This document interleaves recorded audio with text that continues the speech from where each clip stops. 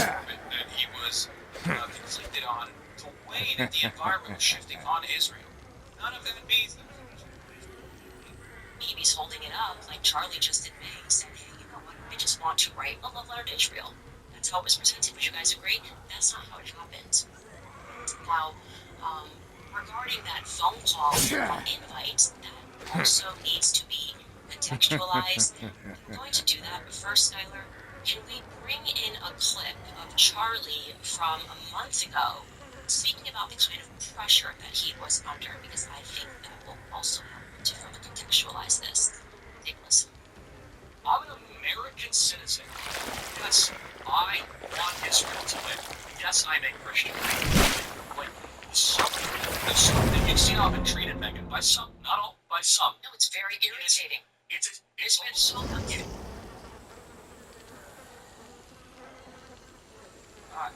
I'm sorry. I can't. You know what this reminds me of? Bill Clinton.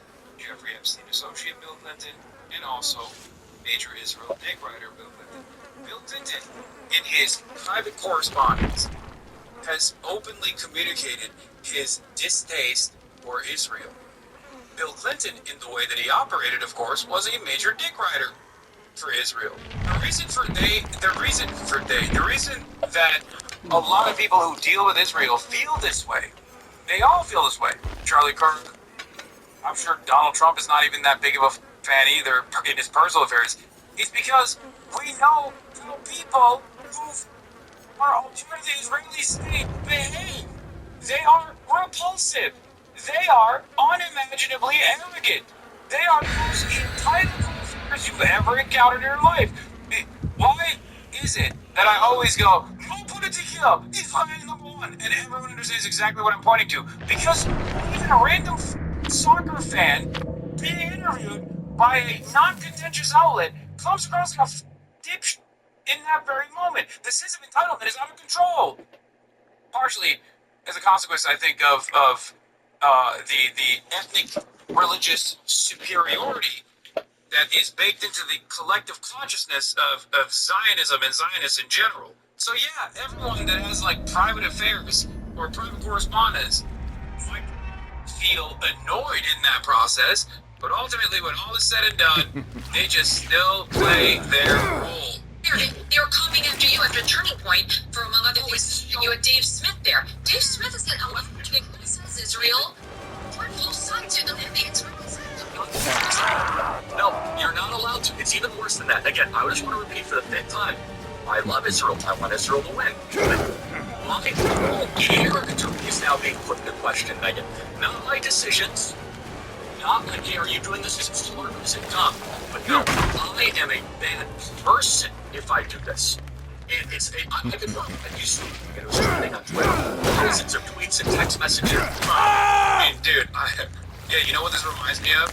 When Matt Walsh was getting a lot of heat for still working at the Daily Wire, because obviously Ben Shapiro is not only Jewish, but also the most vicious dig writer of Israel, right? So a lot of Nazis were like, man, you're one of us. Why the f*** do you still work for Jewish Ben Shapiro, right? So I am almost certain that Ben and Matt talked, and Matt was like, hey, I'm just going to post the swastika. Please don't get mad at me. And he posted that AI swastika image of the white family, the hidden swastika image, just basically cool off the Freudverse, getting the audience and be like, I'm about to post a swastika, I'm just letting you know. Chat thinks that if you got to your debate with Charlie, how was work? Agreement, yeah.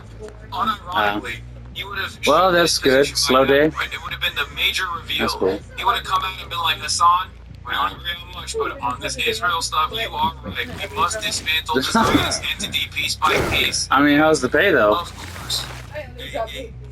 Okay, then yeah, more hours for the other job, I guess. Yeah. Years, ethnic cleansing and complete domination is going to have naysayers and violent resistance and consequences. He was actually going to give me his in his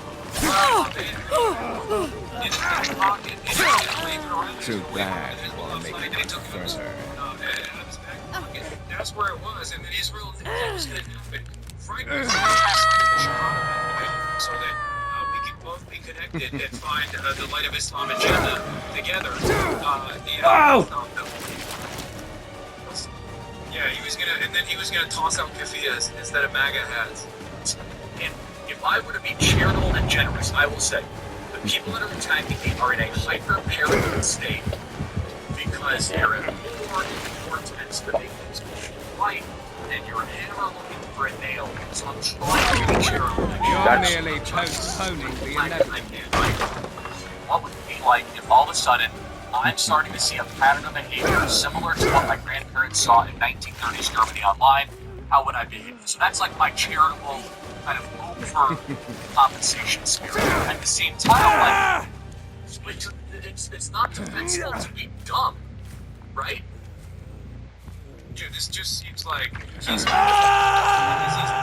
Israel into f***ing oblivion, and Israel supporters do not allow even a little bit of reasonable conversation, reasonable discourse, reasonable back and forth, because then you're against Israel. How dare you do that? You're an anti-Semite. You're a vicious anti-Semite. So I think, like, he's just mad because he's very clearly saying, what the f*** are you guys doing? I've been a dick rider Israel. Let me fucking have some conversations about Israel. Jesus Christ, without you yelling at me and saying I'm a Nazi.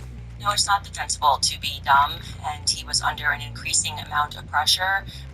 Not just people telling him, oh, well, you know, I'm upset with who you're inviting, but flat out telling him that he was not allowed to invite certain people to his events. They were threatening to pull out money.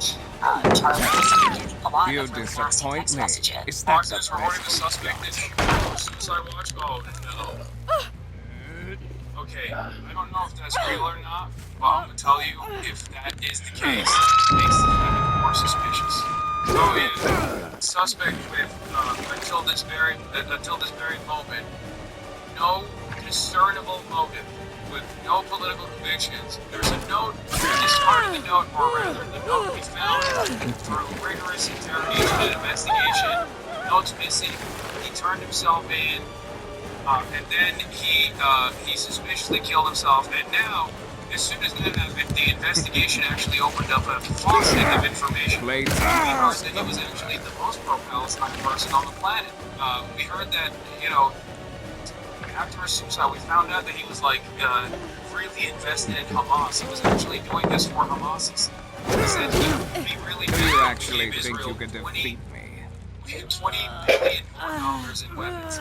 So obviously, on Charlie Kirk and against this person who shot him, we should give $40 billion to him. One of the worst things about this is that I can't trust Dan Bongino or Kash Patel. Previous FBI directors were also Republicans, but at least they weren't Dan Bongino or Kash Patel. So, like, none of them are honest actors. Is this a bit, or I'm just saying? If there's suspiciously no evidence of this dude's like digital footprint, or the evidence on his digital footprint is like being safeguarded, and there was a note, but the note hasn't been revealed, or we don't even know what the note looked like. They just like recovered it through forensic examination, and then all of a sudden he just dies, commits suicide. You know, you can just ascribe whatever value you wanted to the dude. You know, I'd like to take this time and thank Chuck for if I'm responsible to Charlie Kirk famous sweet back. Obviously, it's a really important moment of bipartisanship, and thank God that the prominent Democrats, people still, as Republicans call, you know, pedophile, vampire, socialist, communists, but in this moment they got it right. Unity of bipartisanship. Thank you. Tucker Carlson was really the focus when it came to America Fest. How could Charlie allow these debates about Israel to take place? How could he allow Dave Smith, who, by the way, is Jewish, how could how could Charlie allow this other position to lead the stage? Because obviously people start to hear the debates. What Dave Smith is saying sounds so rational, but it's up to Charlie to not allow those things to happen. Is that all you the have? amount of pressure towards the end, as you see that competition with William was just a month before he lost his life, really, I would say, reached a pinnacle of sorts on the matter of what Tucker Carlson actually said on that stage. Tucker Carlson, while he was on that stage attorney, we want Bill Ackman. Bill Ackman is a billionaire. Obviously, he's also an extremely litigious billionaire. And Bill Ackman was on Charlie about comments Hot that Tucker Carlson performance made on indeed. stage. Tucker Carlson specifically asked the question, where does Bill Ackman's money come from? You know, who is this guy? Actually, who is this guy that has this much influence? Obviously, Bill Ackman was not happy about this. So, I would like to contextualize BB. Again, these are things BB brought up publicly. He didn't have to bring up the letter, he didn't have to bring up the phone call, but he chose to do this less than 24 hours after Charlie Kirk was shot.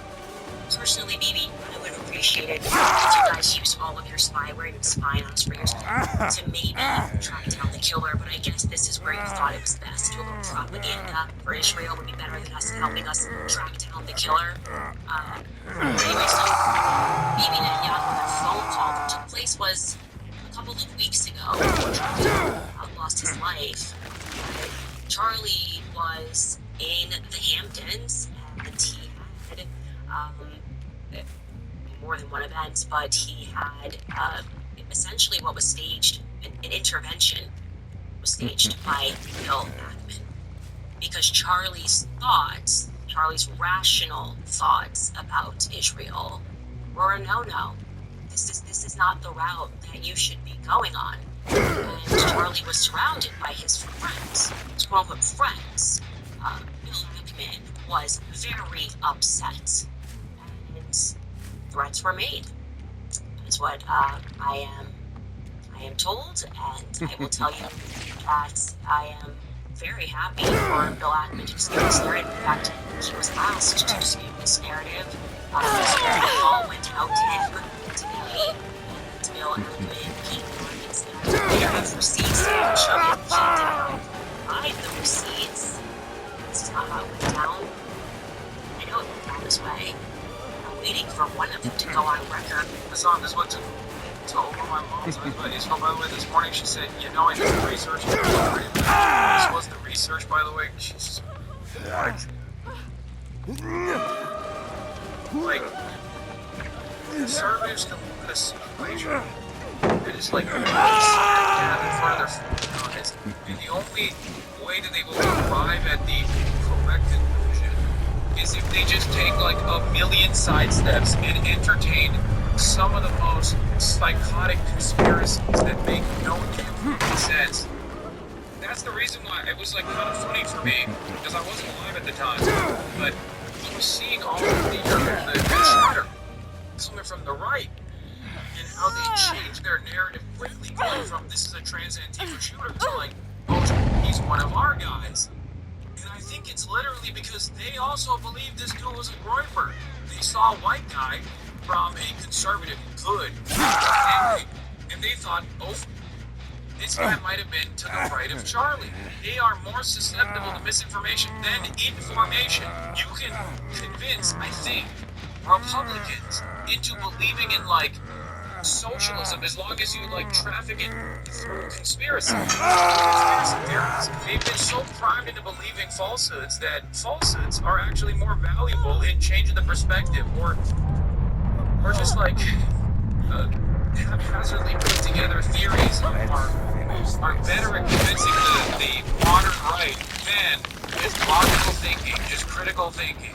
And to say that it didn't go down this way, it was at this time that Bibi Netanyahu was called and Charlie was invited to Israel. This was an under duress situation, I would say, because I've been in these situations before. When I started asking very sensible questions about Israel, as someone who had dedicated her political life to supporting Israel many times alongside Charlie Kirk, I was met with the very same pressure. And just like Charlie was being invited to Israel, I was invited somewhere else. And when this arrived to me, it felt like a threat. You know, it felt like a threat. Like, not like, hey, come here and we can educate you because you're my friend. More like, this is your last chance. That's how it felt to me. I can't speak to how it felt to Charlie. And I know that Charlie was offered a ton of money in this moment. ton of money. We would fund it, you know.